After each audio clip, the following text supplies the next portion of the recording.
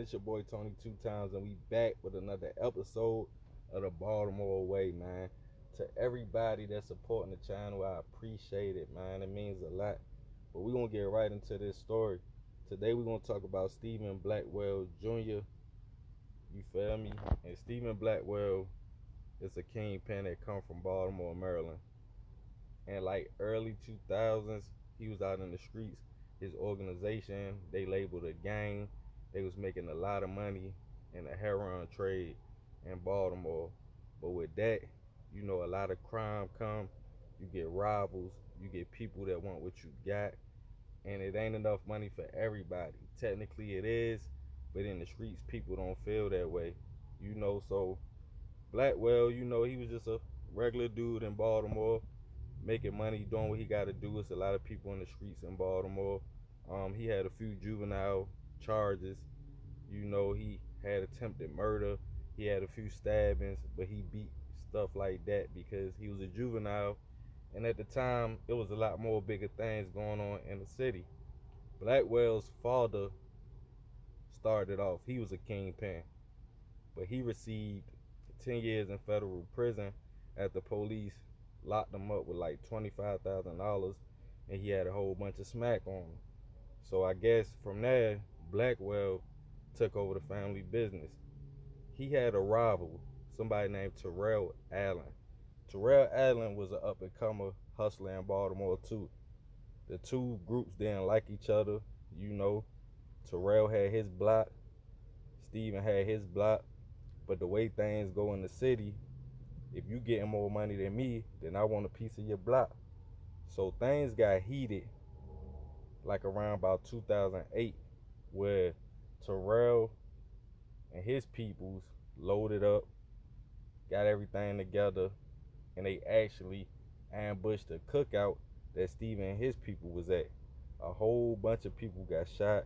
A few people got killed. It was kids out there. It was really bad. It was in East Baltimore.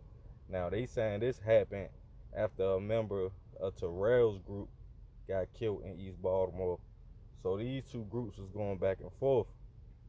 After the cookout got shot up, Stephen, he did what he had to do. He retaliated. They group did what they had to do. They put the arms up, came out firing. That's just how the streets work. Now, after that, a lot of people in the city felt like Stephen had money. They felt like they wanted a piece of the pie. So they kidnapped two of his brothers. At the time, they was teenagers. And they asked for a $500,000 ransom. Now, I'm not sure if Stephen had the money to pay the ransom or not. But he did get his little brothers back. They was unharmed. But after that, chaos went off in the streets. A lot of bodies was dropping. It was like 17 people got shot in one night. A lot of killings was going on. And the thing about stuff like this, excuse me, it don't even be the kingpins. It be all the foot soldiers. It be the dudes on the front line that get the short end of the stick. Because a lot of people from Terrell group got killed. A lot of people from Stephen group got killed. Now the Baltimore City Police, they really couldn't do nothing with neither group. It was too much. It was out of their hands. So they put the feds on both groups. The feds was on Stephen for a long time because he was getting a lot of money in the city. When you dealing with smack, for y'all that don't know what smack is, that's heroin. When you dealing with heroin, it's a different kind of money. The money come fast. People need a fix. So you're going to make a lot of money because they can't go without it. And it was said that Stephen was making millions of dollars. I'm not sure if Terrell organization was making the same amount of money. Even if they was making decent money, they probably weren't making millions. So that lead to street beefs. You see what I'm saying? Now, Stephen, he actually was about that life. That's the thing about it. When you got two organizations and both of them about their life, then a lot of bodies going to drop. A lot of people going to get hit. It's going to be just all out war. And that's what happened in this situation.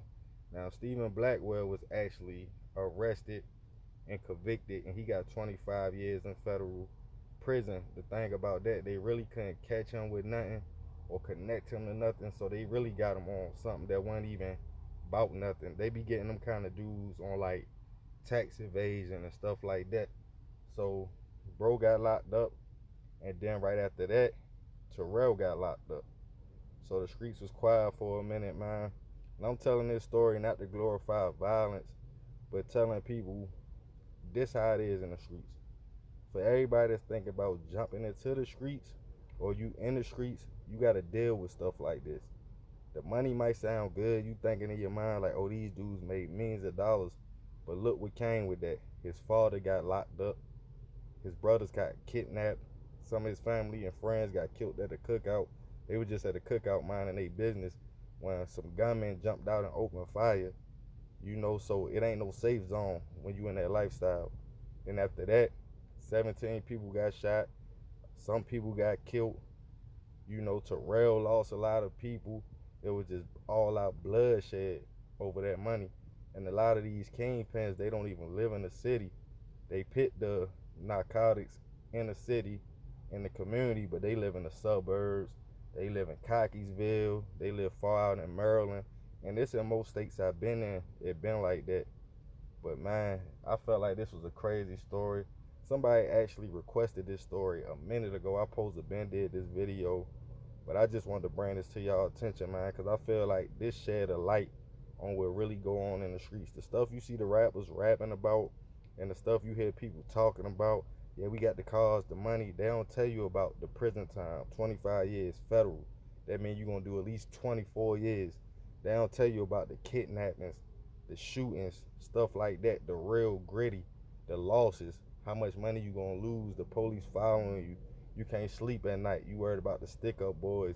You worried about the feds. So even though you getting money, you can't really enjoy the money because at the end of the day, you got to look over your shoulder. You got to watch your back. You got to pay attention to everything. You can't trust your homeboys. You can't trust nobody, really. The female you dealing with. And that's what happened with Steven and Terrell.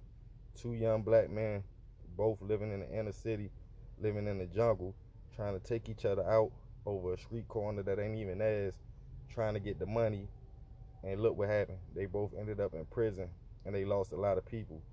Now, if these two young brothers would have teamed up, put their hustler mentality together, put their mind together, they probably could have ran a real corporation, a real business, like a Fortune 500 business or something like that.